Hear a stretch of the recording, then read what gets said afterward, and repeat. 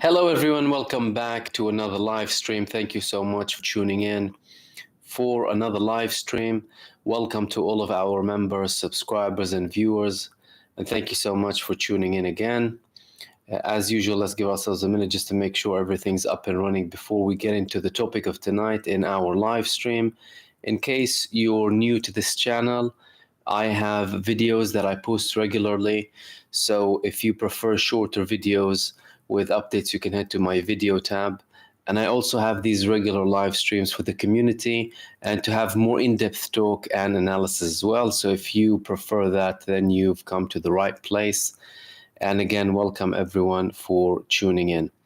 I posted a video earlier on today with a couple of updates when it comes to the ceasefire talks and when it comes to the statements of Yoav Gallant. Yesterday, we had statements coming from the head of the Mossad during a cabinet meeting with the Netanyahu government, saying that the prisoners in Gaza, they don't have weeks to wait. Now we have a similar statement coming from Yoav Gallant, the defense minister. They're resonating, these statements, and he says we have 2 weeks to make a final decision. Several people in Israel said these weeks are crucial and they will seal the fate of the prisoners. So we're talking about a very crucial point at the moment, and Benjamin Netanyahu, as I described in that video, you can go ahead and watch it after this live stream, is being in charge now in full of the negotiations, and he's actually participating in them. That's something that we didn't have before. The prime minister usually does not get involved directly in these negotiations. They make decisions, they get reports. That's why you have a negotiating delegation, a group of professionals who usually have experience, and they either report to him and obviously either authorizes or not. However, Benjamin Netanyahu took more proactive positions in a very negative manner when it comes to the negotiations. And now the reports that are coming from Israel are saying that he is the one doing the negotiating. He's the one doing the negotiating. They need to report to him, declare everything to him, and he will make decisions how to continue, how to stop, and what have you. In this video, however, I wanted to talk to you about Lebanon. Lebanon is a very tense front, extremely intense front, and this is the front that we will most likely see escalating. There could be a potential connection between Israel's want and desire from the security establishment to reach a ceasefire in Gaza so that they can go on an all-out war in Lebanon. We have a couple of developments coming out. Firstly, Israel yesterday, they assassinated a member of a non-Hezbollah resistance group from a group called the Jama'ah al-Islamiyya in Lebanon, and they assassinated him. This man was leading a group in that resistance, and they're targeting him. So Israel is not just obviously targeting Hezbollah, they're targeting other resistance movements. And this is something that we've seen from several months back when they obviously targeted Hamas figures in Lebanon. Now we have more Lebanese participation in the resistance, whereas previously we used to see participation from groups like the Palestinian resistance movements in Lebanon, obviously with complete coordination from Hezbollah, because they have the majority of the power when it comes to the resistance, and they have the full overall control when it comes to the southern part engaging in this war with Israel. Israel also targeted civilians, and Hezbollah warned Israel previously that if you target civilians, we will target your civilians and we will escalate. And we saw that escalation happening. Obviously, we saw the 120 missiles on Kiryat Shmona yesterday. Today, we saw dozens of Katyusha missiles on the same region as well, alongside multiple areas in Israel. Some of them were hit for the first time, including a base called Filon base in Israel. The Lebanese resistance, they also targeted Birkat Risha with Burkan missiles. They targeted several bases with Burkan. By the way, their heaviest missile that we saw so far, they might have something bigger than that, but their heaviest missile is Burkan. It's a short-range heavy missile with a warhead that can go beyond half a ton of a warhead. They targeted Birkat Risha and another location, another base with Burkan, and they also targeted a couple of places called Ruwaysat al-Alam, another base, and a Merkava tank near an Israeli base as well. That's alongside their attacks on the Israeli settlements with dozens of missiles during the day.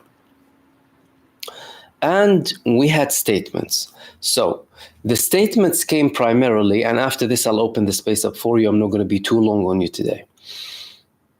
The statements came from the defense minister of Israel, Yoav Gallant, and the secretary general of Hezbollah, Said Hassan Nasrallah. Gallant obviously has taken the position of the man in charge when it comes to Lebanon. He used to talk as if he's in charge of this front, although Benjamin Netanyahu visited the front several times. And the brigades that operate in Division 36 are more aligned with Gallant than they are with Benjamin Netanyahu.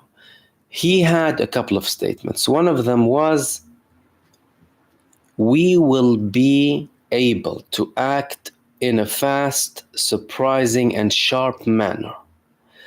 And he said that Israel is approaching a decision-making crossroad. We are waging a limited war in the northern front. We are using a small part of the IDF's power, but things can change in a second from a main effort in the south to a main effort in the north, and it will be quick, surprising, and very sharp. And it can also happen as a result of Hezbollah's action. So, closer to where we're getting, he is obviously resonating with the statements that are hinting that Israel will be looking to de-escalate in Gaza before an all-out escalation in Lebanon, and he's continuing that, saying that obviously we can attack Lebanon at any moment with a very intense, fast, and sharp attack. Okay? But we also had statements from Sayyid Hassan Nasrallah, the Secretary General of Hezbollah. What did he say? Well, he said that obviously the resistance is continuing to support the Gazan front, that they will be escalating their attacks based on the Israeli attacks against the civilians. They attacked heavily populated areas, Hezbollah today, as Israel is targeting heavily populated areas and killing Lebanese people.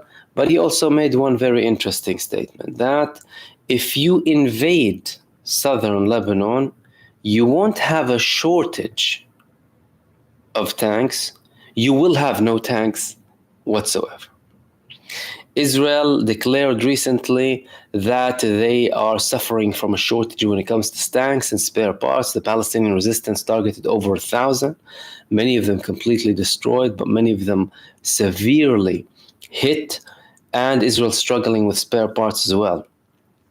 Israel also has memories from what was labeled the Merkava massacre in 2006. At one point in that war, in the Second Lebanese War, they were crossing the valleys of Lebanon, and Hezbollah destroyed 36 Merkavas in one day in guided missiles, in what was described as the Merkava massacre. Now imagine that was in 2006. So when the head of Hezbollah now is saying that you won't have anything left, they would have a lot to back it up, especially with the levels of attacks that we've seen from Hezbollah inside Israeli territory, deep into Israeli territory, despite the fact that they haven't been using all of their power yet. Now, the question is, the big question obviously is, firstly, will there be an all-out war? Secondly is, when will it be? The first question is obviously, no one knows the answer to that. And we have all of the conditions ready for an all-out war. question is, what will be the moment that will tip most likely Israel to open an all-out war? It will not be Hezbollah who will open an all-out war.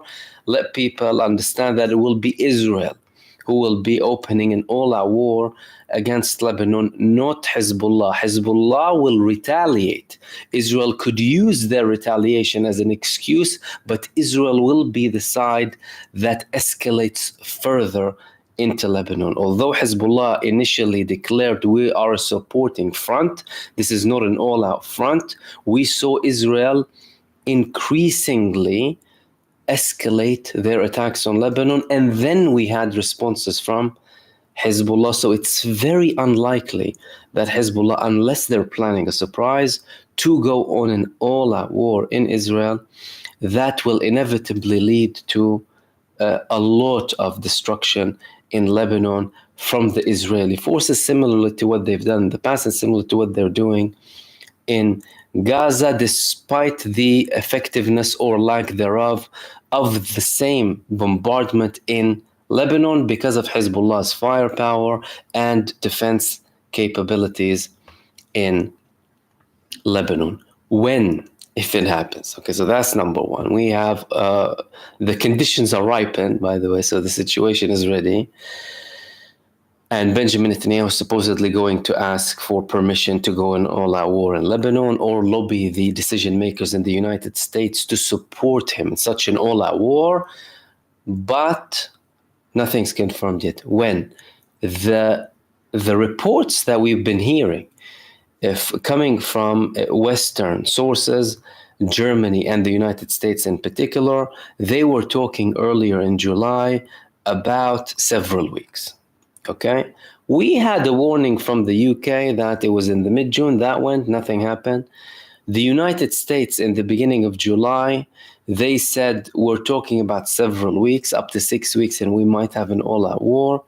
Likewise, we had a statement from Germany. Again, these are reports, these are estimates. This doesn't mean it's imminent, but we did have statements, we did have declarations, including these recent statements from Yoav Gallant, although he had a de-escalation tone previously when he came back from the United States, something that potentially Benjamin Netanyahu wasn't very happy with.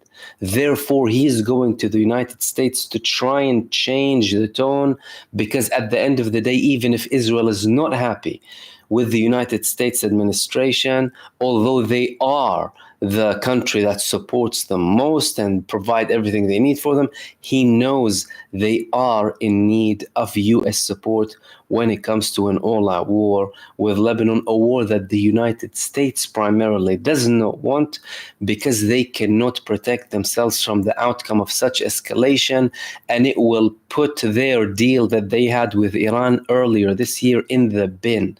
They had a deal with Iran in January, where it was agreed upon that the Iraqi resistance will not target US bases in Iraq, the remaining ones.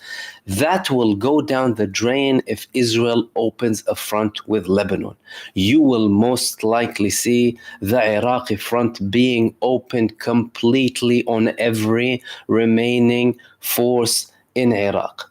And these people will be taken down like ducks, let alone Iranian interference. The United States doesn't want that, and the United States already told Israel, we won't be able to defend you, again signaling that we will not be attacking with you, regardless of the supply or lack thereof. Again, we won't be able to defend you with Hezbollah in the same manner that we defended you with Iran. Now, obviously, Benjamin Netanyahu's visit is going to have some interesting things coming out of it. The question is, how much of this will be reported? Usually, you will have minor reports. You would be able to analyze and read between the lines to kind of get an understanding as to where things are going. When Gallant went there, we saw a little bit of de-escalation. Netanyahu, as usual, will be going there to seek more support from the United States and try and influence decision makers who are obviously already targeted and operating under the Zionist lobby in the United States to support in all-out war in Lebanon, and he is likely to receive people who show that support and actually try and influence for the sake of Israel, regardless of the fact that it will harm the U.S. interests in the region, or what is described as the U.S. interests in accordance to the administration at the end of the day. And this is what I wanted to share with you. Let me open the space up for all of you, and thanks again, everyone, for tuning in for another live stream. If you wouldn't mind, anyone who has any comments for me, if you wouldn't mind just highlighting them, we have a few. If we don't have many, we can obviously address these. And let me see.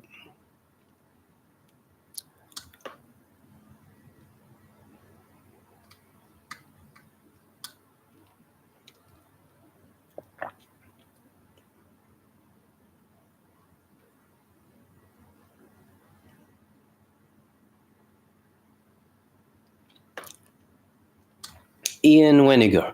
Question: what are your thoughts about Elan Pape's March 20th prediction made during the Electronic Intifada podcast that Israel will be over next summer? I actually haven't seen that podcast or heard Elan Pape's prediction.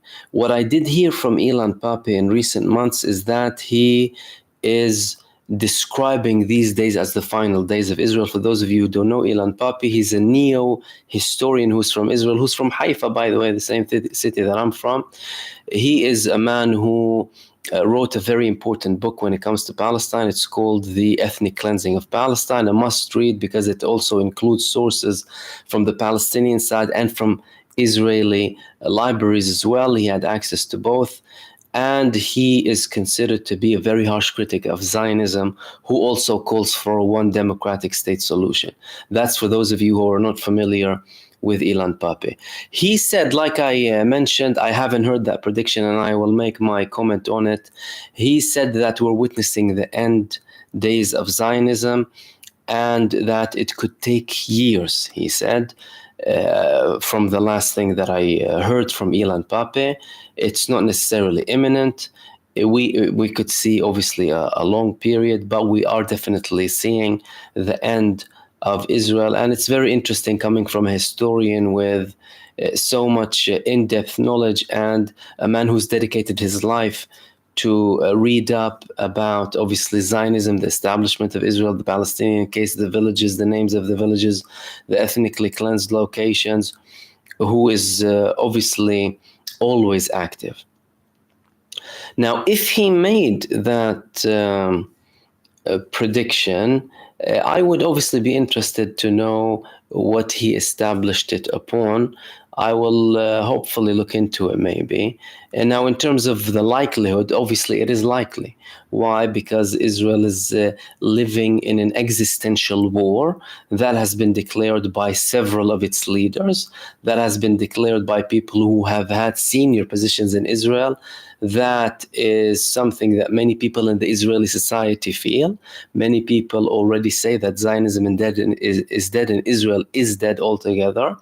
And seeing that Benjamin Netanyahu is remaining in power and he's still behaving in the same manner that he behaved in ever since the beginning of this war, something that caused so much harm to Israel on a societal, political, and military levels, and it tarnished its image internationally. It's being viewed as a pariah state, an illegal state internationally. If that man continues to be in his position and continues to escalate and continues to go against the will of the Israeli people and continues to go against every single advice coming out from people whose only concern is Israel's security, then yes, and we could see that even earlier than March. But obviously I would be interested to know what was the context of his conversation and if that included his prediction of Benjamin Netanyahu remaining there or not. Now, with that, many people predicted the end of the state of Israel in 2023, 2024. Many religious scholars, Israelis themselves, they talk about the curse of the 8th decade, the destruction of the third temple. And although we don't have an actual temple built, but Israel is sometimes referred to as the third temple, many people discussed the prospect of Israel ending. I mean, the late Hamas leader, the founding leader, Ahmad Yassin, he predicted that Israel would not last up until 2027, and according to his reasoning is the first generation of Palestinians were the generation that witnessed the ethnic cleansing, the Nakba, the Naksa, the big large catastrophes. The second generation, you have a new generation who will have a bit more faith, who haven't faced these things and still believe. And and according to him, we started with stones and we were throwing sticks on them and stuff like that. And according to him, by this time that we're living in now, you would see obviously lots of more sophisticated weapons, and that has been evident, really. How likely will that happen? There is a very big likelihood. And when we talk about the ending of states, the end of a project, what people should understand is that, number one, this is not something that happens at an instance. It's a process, obviously. Where we are now is a result of decades of work, of decades of struggle, obviously. We have 76 years of Israeli occupation, of this genocide against the Palestinian people and ethnic cleansing. And we also have decades of Palestinian resistance improving time after time. And Israel, again, being in denial, witnessing that instead of having some sort of self-reflection and trying to address the issue once and for all and implementing equality between the Jordan River to the sea. However, I view it in the same manner. As a matter of fact, I believe Israel already ended on the 7th of October. What Hamas did to Israel on the 7th of October was something unprecedented.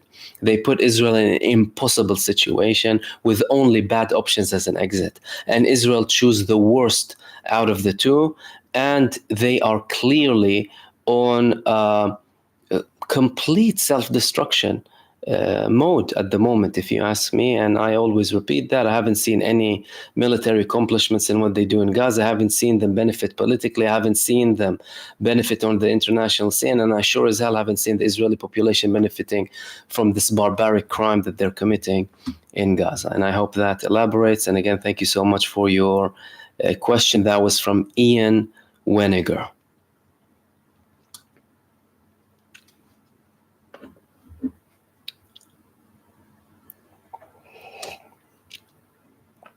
Anir Abu Bakr, thank you so much for your super thanks. Much appreciated, my friend.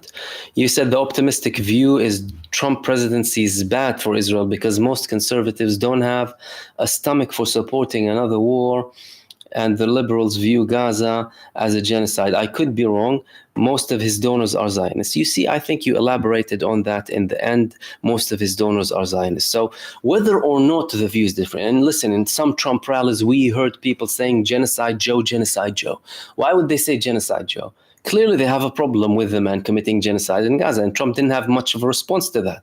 As a matter of fact, Donald Trump still has the same bigoted approach when it comes to the Palestinian people. He said to Biden, "You're talking like a Palestinian," in their debate. Donald Trump said that he would let Israel finish the job. Donald Trump caused so many problems during his presidency, including the unnecessary, idiotic move of the embassy from Tel Aviv to Jerusalem that caused deaths at the time, by the way. And at the time, he was still getting support from Zionists. And again, you need to look at the money and you need to know what these people ask in return. Things don't just happen for like that for no reason. Do you know what I mean? People don't just give you money because they like your hairstyle.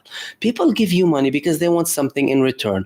Why did they give Donald Trump hundreds of millions? Why did Miriam Elson only on her own give him 100 million? What do they want in return? That's the thing that people need to understand. You need to look at the money behind it, at the media behind it, why they're taking people up, why they're taking people down. There are obviously multiple arguments when it comes to Trump, his internal policy, his stance with the establishment, the fact that he hasn't been treated as any other US president when it comes to hostility, when it comes to things coming up against him, the destabilization. In comparison to how Biden was treated, although Biden did so many things that were out of order completely.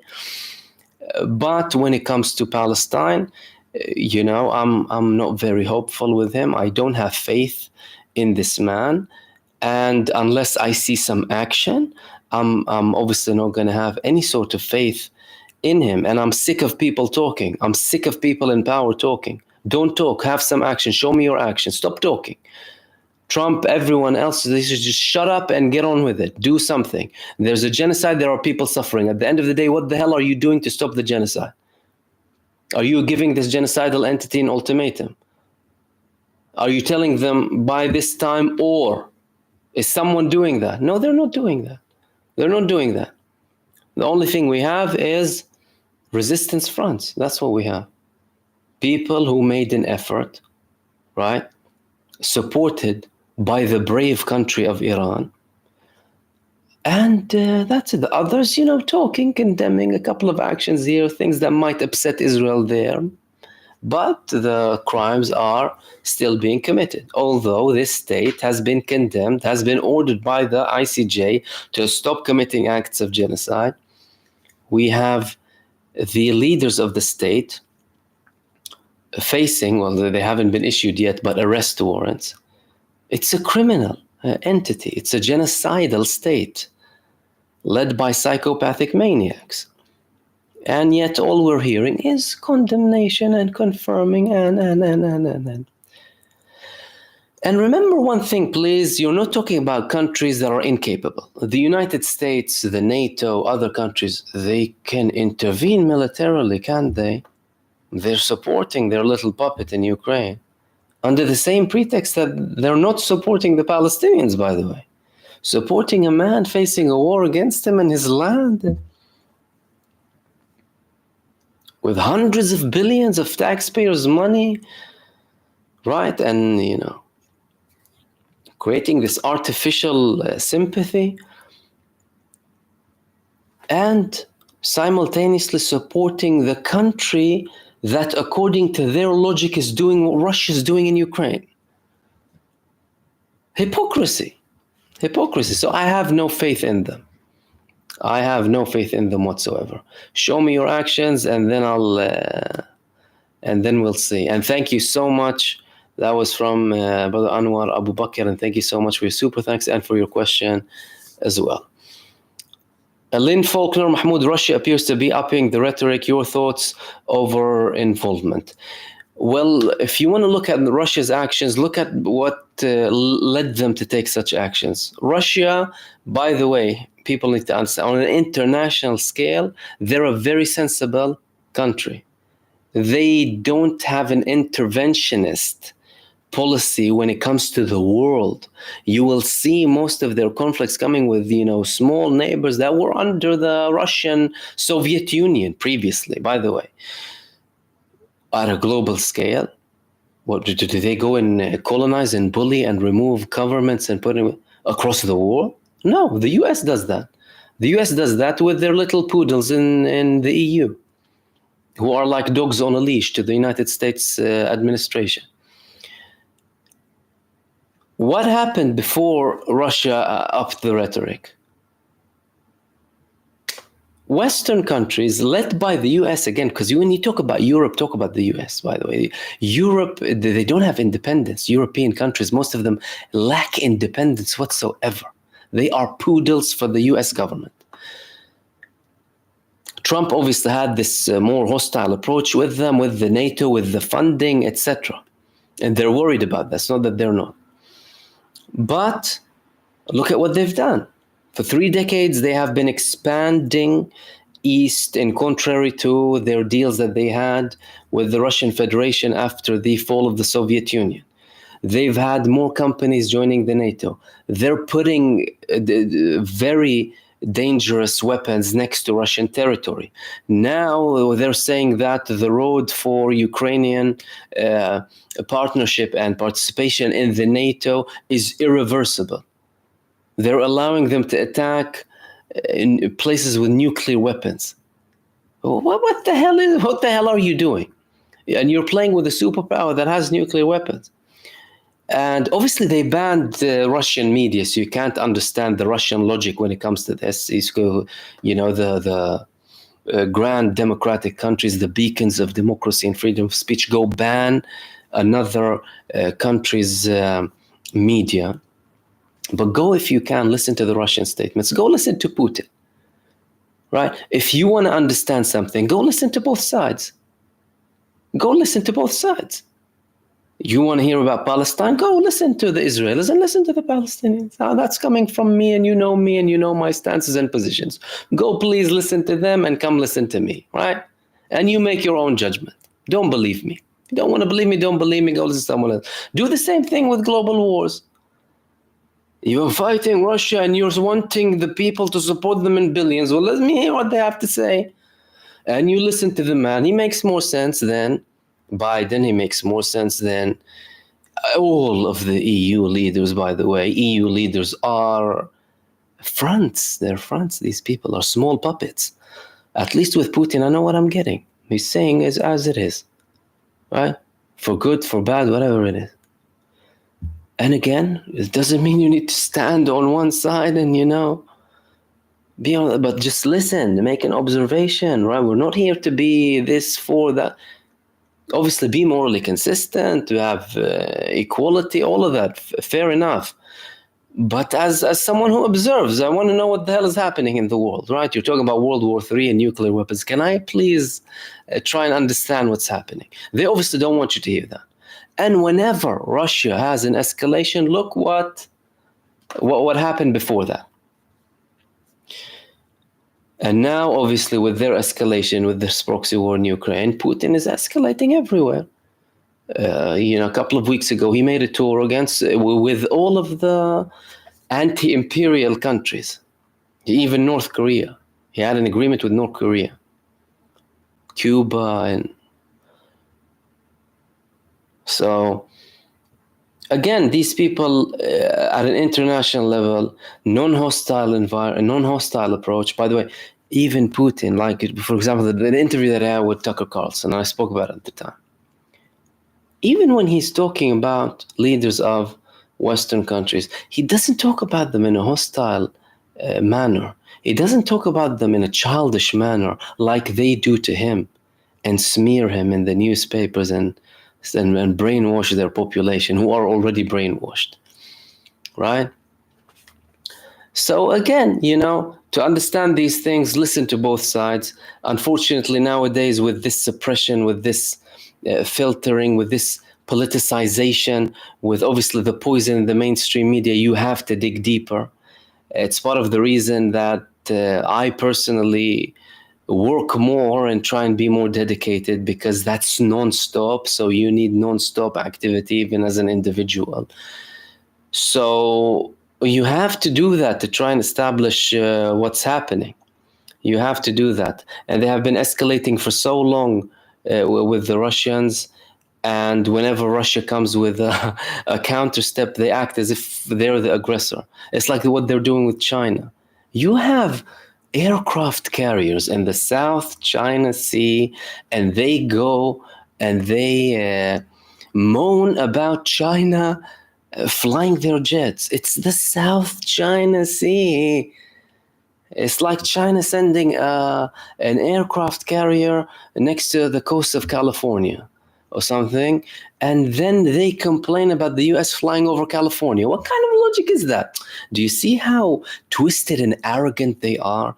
Twisted and arrogant, exceptionally arrogant, entitled, right? Neo-colonialist, entitled. I'm not going to continue. This is their approach with the world. And the only way they're backing down is by facing the wrath. That's how. And by having more countries with more power. Otherwise, they were talking about the new world order. Everything to the United States is our backyard. Latin America was their backyard. Coups in dozens of countries, bringing drug cartels and dictators to power, removing democratically elected countries and leaders. And they behaved like that with the whole world after the 50s. And some people in the establishment still think they live in that period, not realizing that you're living in a different world now. And the sooner they realize that, the merrier. You can finally reach some sort of resolution with Russia. You can remove these tensions from Europe. And by having political stability, economic stability will follow. And the people who will benefit from that primarily are the ordinary people, the people who are suffering from these arrogant wars and arrogant escalations are the people, by the way. The government's taking their money, they're brainwashing them to sympathize with a cause that they have nothing to do with, by the way, and that's not as described. Talk about misleading the public. How about you apply consumer rights on the population when you manipulate them? And then, as if nothing's happening.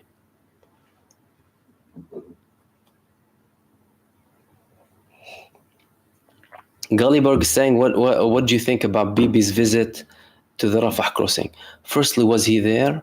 That's the first question. Was he there? We saw pictures of him in places with ruins. Was he there or was he not there? That's number one. Secondly, if he was there, then he's obviously trying to prove a point, and that, we have control, despite the resistance proving time after time that they're giving them hell in Gaza. And obviously, if it's fake and there's a very high likelihood, then it's another pathetic move. And he's trying to show that, he stands by his word. When he says something, he commits to it. Like he has been very keen on Israel remaining in the Philadelphia corridor and the Rafah crossing. And now he's showing the Israeli population that, look, I'm there myself. I'm there myself. And thank you so much to Hugo and Shannon. Hugo Castellanos and Shannon L. Thank you so much for your supers. Hugo's saying, and Colin Farr, thank you for your membership. Welcome to supporter. Hugo's saying, remember, Trump attacked Syria because they gas their own people. Fake tears for dead kids. Also, this was a Russian base. True, remember all of that. The levels of hypocrisy, and people have a goldfish memory. Shannon L, again, thank you for your super. He said, my husband and I enjoy your program so much. Thank you. I'm glad to hear that. You have such a great voice and charisma for sharing the truth. Keep it up. Thank you so much, Shannon. I really, really appreciate that. Thank you and your husband for your kind support and kind words.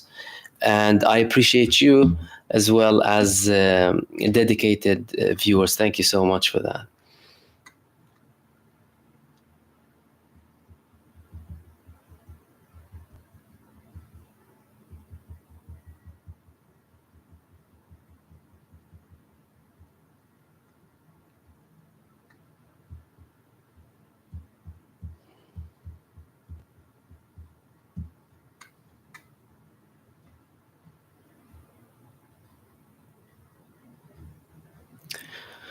Okay.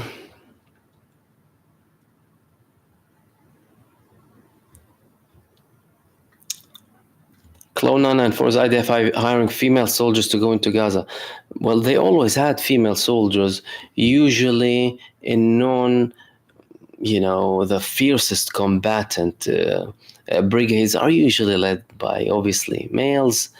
Females usually take more of a back-end role. Combatant units are led by usually males. If you're referring to females being deployed in combatant units, I personally haven't heard that, although some of them already do participate.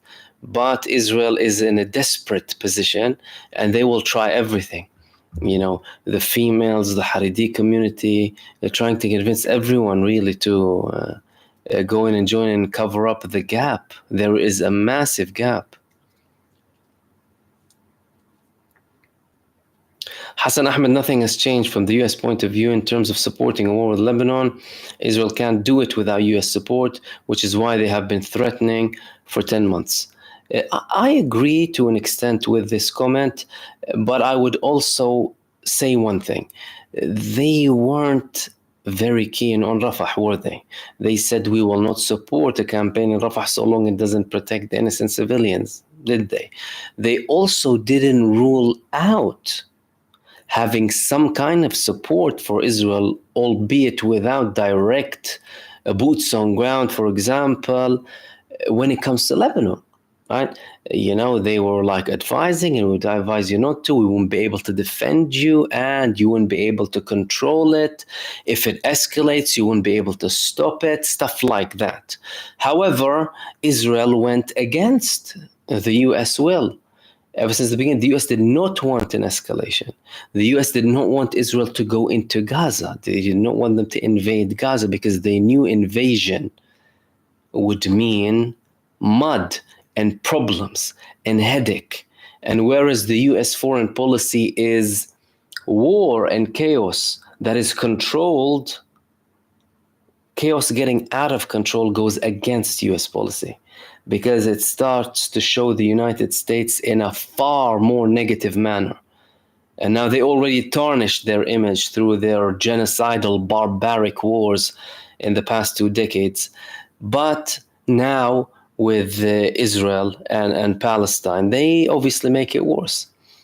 And it's as if they're keen on Israel's image more than Israel itself. And again, Israel doesn't act logically. That's another thing we need to understand. And the fact that they're not acting logically leads us to believe that they might commit another stupid, arrogant mistake in Lebanon and pay the price. And pay the price.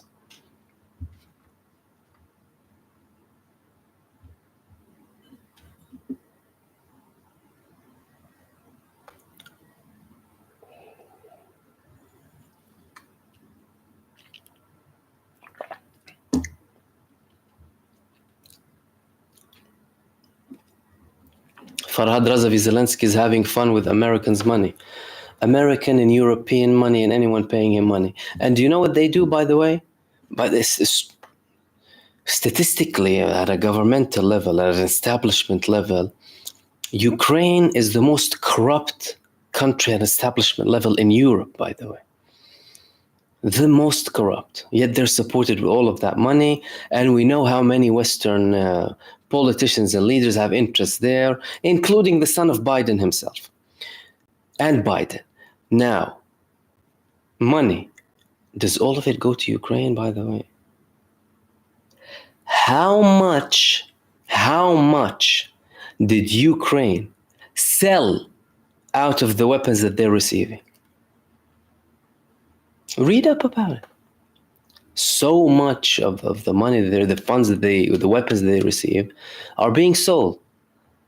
Why? Because the foreign aid isn't like giving the Ukrainians cash and go buy whatever you want. It's telling the taxpayer money, right? The majority of the people who are completely out of touch with anything. Oh, we need to support Ukraine, and then give money to their own, conditional money, to the military-industrial complex in each country respectively, depending on where they're supporting, and then they will fund them. So how does Ukraine generate cash? You resell them to a country that's struggling. And don't you think Europe knows that? They know that. But they obviously hide it to keep it going.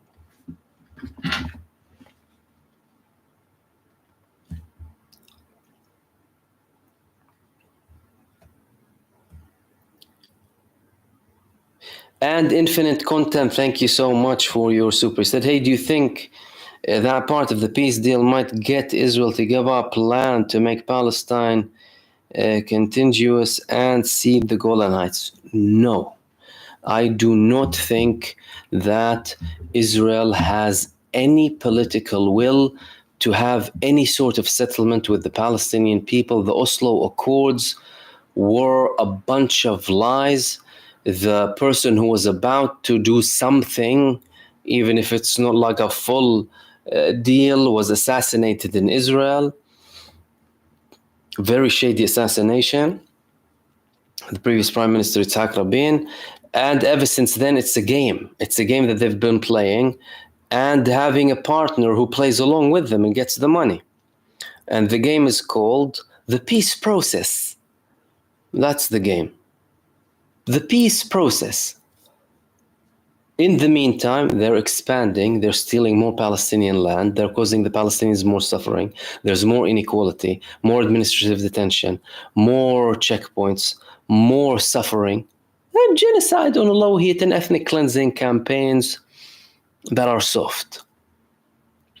And in many cases, blatant, by the way. So there's no one who wants a Palestinian state in Israel who have any sort of power, left, right, center, whatever it is. Some factions in the left, that are irrelevant when it comes to decision making. But the general theme is that there is no Palestinian people. What are we talking about? Like the people in government, they don't believe that there is a Palestinian people. How can they give them a state? And they constantly bang on about the Greater Israel and Nile to the Euphrates and the West Bank. To them, they call it Judea and Samaria, and Gaza's ours, and they have settlements plans for Gaza, and the government ministers calling Occupy Sinai again. What are they talking about? Lunatic maniacs you're talking about, man, not people who want peace. Casemiro, thank you so much for your super. Persevere. Thank you so much.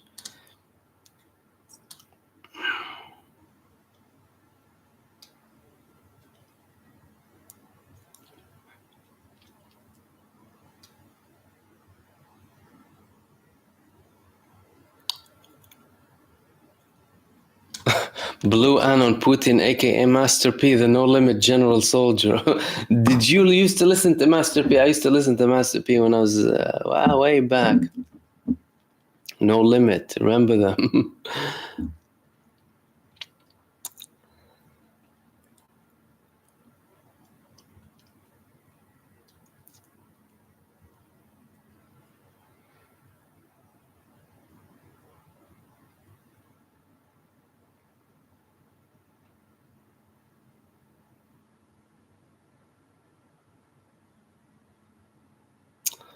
Clone 994 is saying, what evidence that Israel is defeated already? Look, that's a very interesting question, and I get criticism for saying that sometimes. Like, how can you say Israel is defeated and there's so much destruction in Gaza? Well, Israel is defeated. You base that upon their objectives of the war. It's very simple. When you want to establish who's winning, right, you establish that based on the objectives. What are Israel's objectives?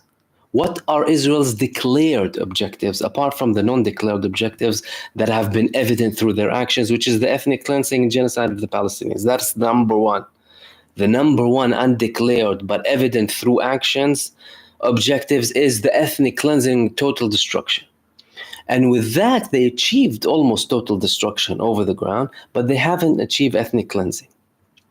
And they're still trying to do that with this genocide and with this starvation and killing people randomly for no reason, and their barbaric massacres. What are their declared objectives so that we can establish if they've been defeated or not?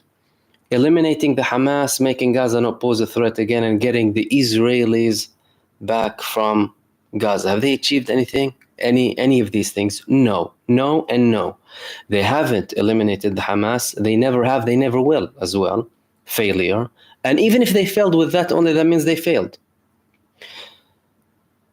Secondly, they're unable to make Gaza not pose a threat on Israel again, clearly.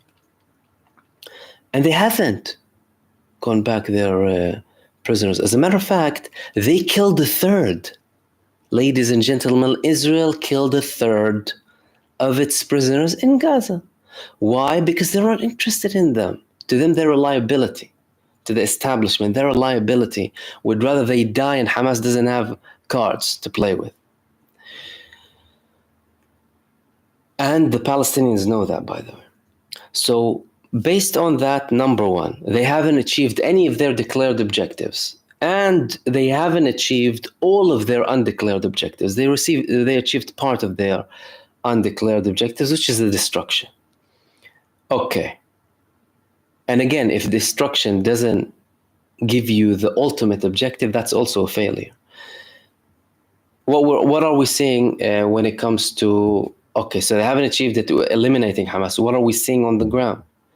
Not that they haven't eliminated them, they are facing massive resistance from them that's constantly increasing, escalating, and becoming more sophisticated, despite the fact that you're talking about a place that is under siege. They have nothing. They don't have land routes. They hardly have some tunnels that they channel stuff through. And they're managing to do all of that. I mean, in many cases, it's miraculous. In many cases, you'd think there must be some sort of divine support here. How can they do that? How can they carry that out? Okay. Based on that, Israel is defeated. Internally, split, politically split, militarily split, defeated. International level, viewed as a pariah state, as a criminal state, as an illegitimate genocidal entity, failure, defeat. Defeat, defeat, defeat, defeat. So I hope that elaborates. Mind over matter, how Netanyahu has a double. Your thoughts? I wouldn't be surprised if he would have like someone as a double for certain occasions or what have you, but the statements that you're hearing, the things that you're saying, that's Benjamin Netanyahu. And he's behaving in the same manner that Benjamin Netanyahu does.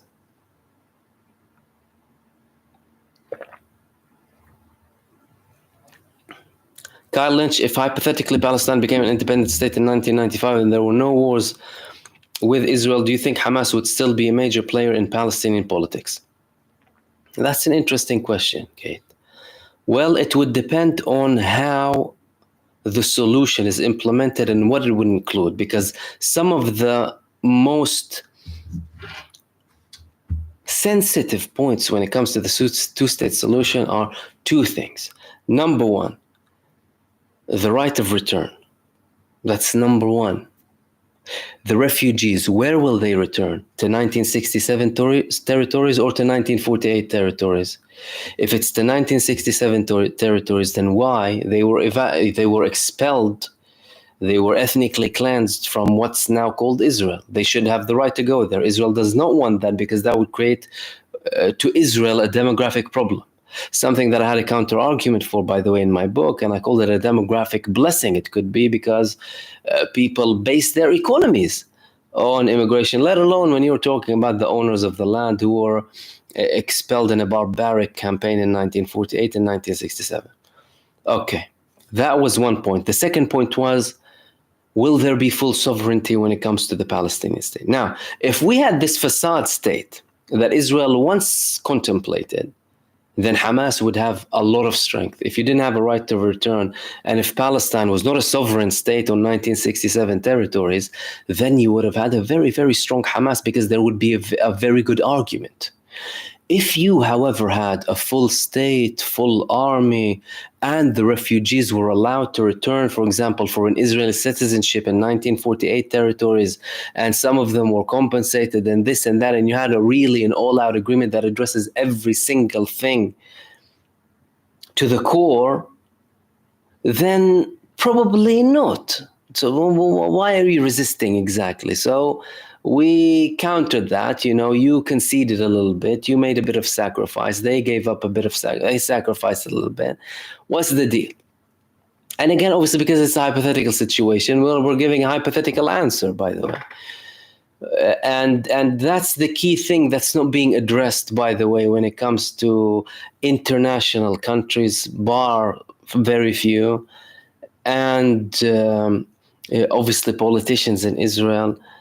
When you're talking about a two-state solution. But now they're not even talking about a facade state, by the way. They don't even want that. They don't even want that and reach this level. But if you would have had that state, then, and you kind of had some sort of a reconciliation process, more understanding, more peaceful tone when it comes to politicians and the education system, and genuinely, first and foremost, a truly equal, solution or something really close to equality, because no matter what, I personally believe that a two-state solution is simply not equal. That's why I promote a one-state solution. Just end everything and give equal rights. It's as simple as that, really, and let people live wherever the hell they want to live. And you wouldn't have a lot of problems by then, because you would be respecting the majority's decision. Simple.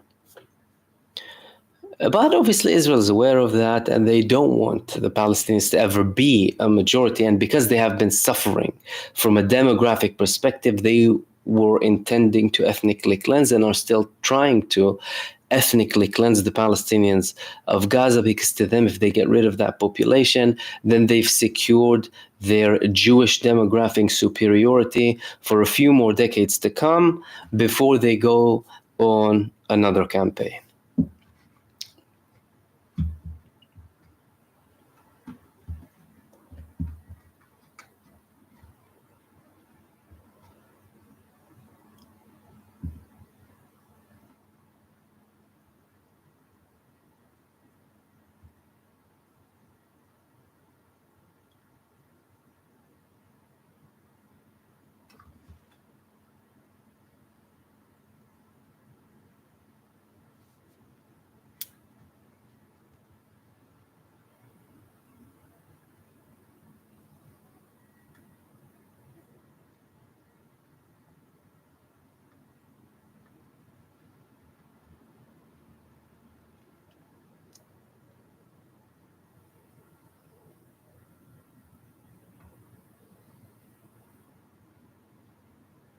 And one third off topic, the humanitarian intervention in Libya that toppled Gaddafi was so hyped up here in the US.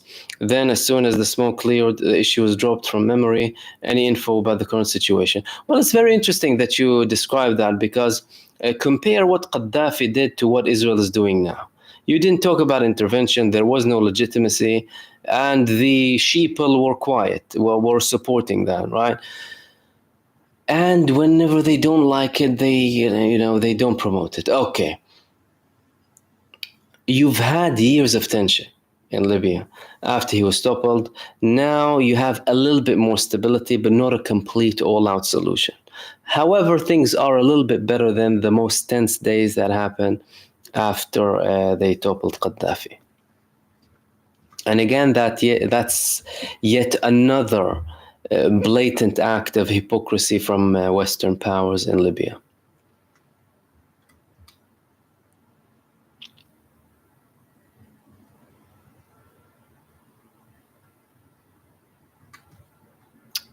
And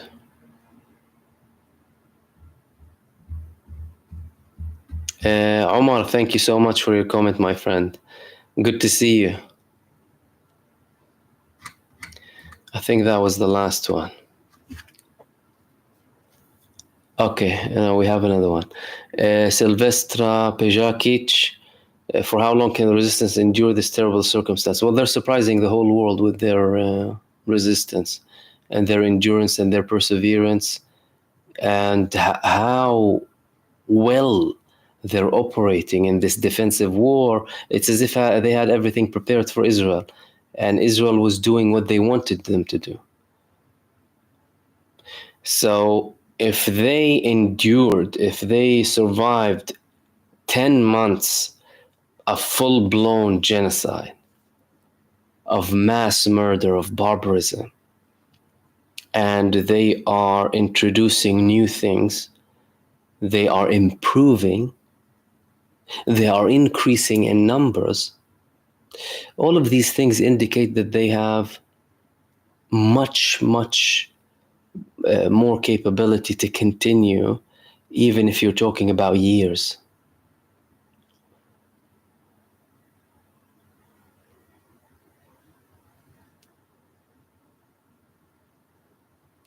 Fight back.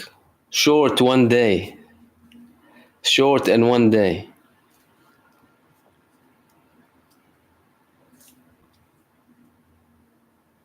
Fight back is asking about the break. And that's about it. Okay, we'll wrap it up there, ladies and gentlemen. Thank you so much for joining me for this live stream. Like I said, I posted another video earlier on. Sorry, obviously, if I missed some of your comments because of the live, we always miss them, but I'm here hopefully with you regularly anyway. If you haven't watched my previous video, you can go ahead and watch it. I will hopefully be with you tomorrow for a couple of more videos and another live stream in the evening. Thank you so much for, firstly, Colin, welcome. Anwar Abu Bakr for your super, Hugo Castellanos, thank you for your super, Shannon L as well, and Infinite Content, and Casemiro, thank you all for your supers, much appreciated. Enjoy the rest of your evening or day or afternoon, depending on where you are, everyone, and I will hopefully be with you soon in another video. Take care and peace.